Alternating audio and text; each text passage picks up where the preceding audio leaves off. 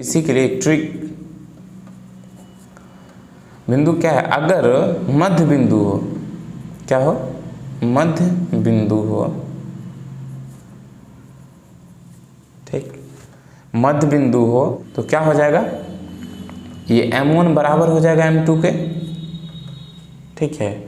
तो इसके लिए आप फॉर्मूला लगाएंगे डायरेक्ट, जब मध्य बिंदु हो तो M1 बराबर M2 के बराबर हो जाएगा। मान लीजिए एक लाइन है, यहाँ A यहाँ B, ये बिंदु है P, तो P का निर्देशांक अगर पूछेगा, इसका अगर x1 y1 है, x2 y2 है, तो P का xy अगर पूछा तो क्या करेंगे, अगर मध्य बिंदु वो कहा तो मध्य बिंदु अगर है P तो आप कैसे निकालेंगे, M1 बराबर M2 हो जाएगा। तो डायरेक्ट P का फॉर्मूला आप लगाएंगे विभाजन फॉर्मूला के तहत कि x2 प्लस x1 बाई 2 और y2 प्लस y1 बाई 2। आपको M का कनेक्शन खत्म, जो रेशियो का अनुपात का जो यहाँ पे M1 x2 plus M2 x1 है, यहाँ हमने 1 1 रख दिया, तो ये एक फॉर्मूला बन गया। आप डायरेक्ट जब भी मध्य बिंदु का निर्देशांक ज्ञात करेंगे तो आप क्या करेंगे, डायरेक्ट ये फॉर्मूला यूज करेंगे, x2 plus x1 by 2, y2 plus y1 by 2, तो आपको आंसर गलत नहीं आएगा। 7.2 क्वेश्चन नंबर 2 देख सकते हैं एनसीईआरटी बुक में, बिंदुओं 4 -1 और -2 -3 को जोड़ने वाले रेखाखंड को समत्रिभाजित करने वाले बिंदुओं के निर्देशांक ज्ञात कीजिए। समत्रिभाजित करने वाले बिंदुओं के निर्देशांक ज्ञात कीजिए। चलिए सॉल्व करते हैं। मान लीजिए एक बिंदु है A, इस बिंदु का है निर्देशांक दिया हुआ है -1, और एक बिंदु है B, इस बिंदु का निर्देशांक है -2 -3। दोनों बिंदु को मिलाने के बाद इसको समत्रिभाजित, मान लीजिए यहाँ बिंदु P है, यहाँ Q है, समत्रिभाजित करता है। समत्रिभाजित का मतलब ये होता है, समत्रिभाजित का मतलब ये होता है, सम मतलब बराबर, त्रि मतलब 3, भाजित मतलब विभाजन, भाग करना, 3 बराबर भागों में बांटता है। इसका जो रेशियो होगा सेम होगा इसका तीनों का, कोई दिक्कत। तो यहाँ पर M1 M2 क्या होगा, इस बिंदु P का निर्देशांक मांग रहा है और बिंदु Q का। तो बिंदु P के लिए M1 M2 क्या होगा, ध्यान से देखिए, यहाँ से M1 तो यहाँ से M2 मान लेते हैं, ये है M1 तो ये M2, ये अगर मान लेते हैं 1 तो ये कितना हो जाएगा, 1 और 1 2, कोई दिक्कत। तो M1 बराबर हो गया 1, M2 बराबर हो गया 2। समझ गया कैसे। इसका मतलब ये हुआ कि बिंदु P जो है वो 1:2 के रेशियो में है। तो बिंदु P का निर्देशांक निकालने के लिए हमें फॉर्मूला क्या होगा, फॉर्मूला लगाइए। विभाजन फॉर्मूला क्या कह रहा है, M1 x2, M1 की जगह 1 इंटू x2, x2 क्या है -2 plus M2 x1, M2 x1, x1 क्या है 4 by M1 plus M2 1 plus 2। y के लिए, y निर्देशांक के लिए हमें फॉर्मूला क्या रहेगा, M1 y2 1 into -3 plus M2 y1 2 into -1 by M1 plus M2, यानी कि 1 प्लस 2। तो आगे सॉल्व करते हैं। 1 -2 प्लस 4 दूना 8, 2 प्लस 1 3, -3 माइनस प्लस -2 बाई 2 1 3, क्या हो जाएगा 8, 8 प्लस में है 6, 2 माइनस में है तो 6, 6 by 3 minus 5 by 8, sorry 5 by 3, तो 3 2 जा 6। तो निर्देशांक क्या आ गया 2, -5/3। कोई दिक्कत। बिंदु P का निर्देशांक क्या आ गया 2, -5/3। निर्देशांक क्या है 2, -5/3। तो अब बिंदु Q के लिए हमें क्या करना होगा, बिंदु P निकल गया, समझने में कोई दिक्कत?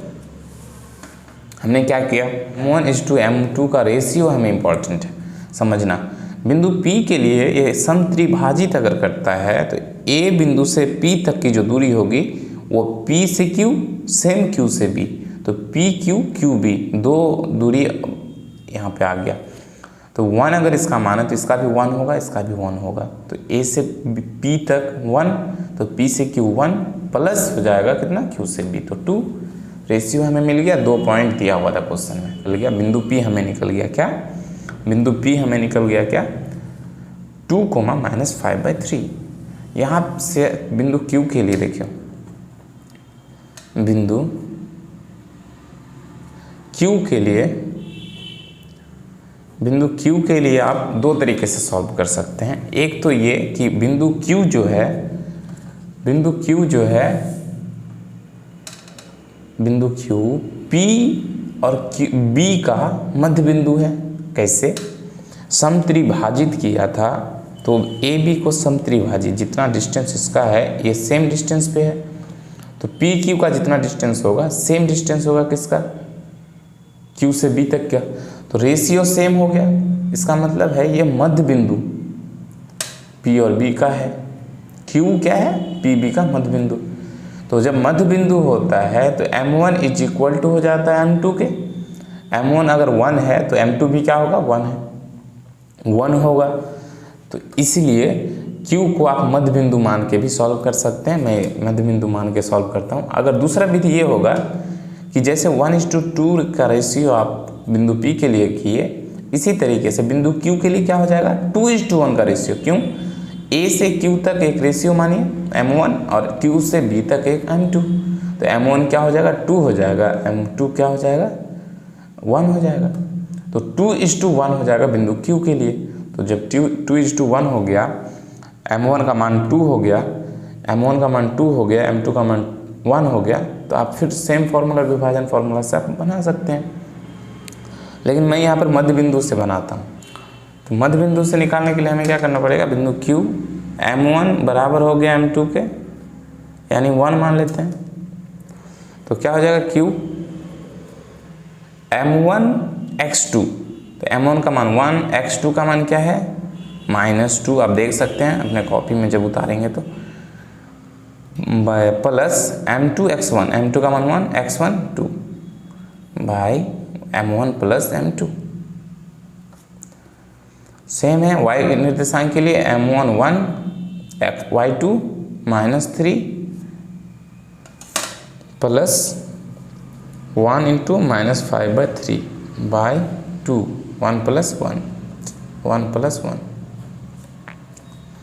तो क्या हो जाएगा, -2 + 2, 1 के साथ मल्टीप्लीकेशन है तो ये 0 हो गया, ये 0 क्या हो गया, 0 -3 -5/3, कोई दिक्कत, तो क्या हो गया, नीचे 2,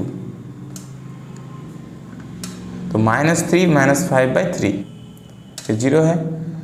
एलसीएम लीजिए, 3 × 3, 3 का एलसीएम 3 × 3 -9 -5/2, तो क्या हो जाएगा, देखिए -9 और -5 14 बटे 3 × 6, ये दोनों मल्टीप्लिकेशन हो जाएगा 6, तो 3 दूना 6, 7 दूना 14, कोई दिक्कत। इसका मतलब क्या हो जाएगा, निर्देशांक 0, -7/3, एनी प्रॉब्लम। बिंदु Q का जो निर्देशांक आया 0, -7/3, समझ गए। और इसको दूसरा विधि से भी आप सॉल्व कर सकते हैं, हमने बता दिया। इस चैनल को सब्सक्राइब करें, शेयर करें अपने दोस्तों में, और मैं साइंस का वीडियो अपलोड करने वाला हूं, आप अपने दोस्तों में शेयर करें बहुत जल्द। और जो टॉपिक आपको चाहिए आप व्हाट्सएप पे मैसेज कर सकते हैं या फिर कमेंट बॉक्स में लिख सकते हैं। Thank you for watching.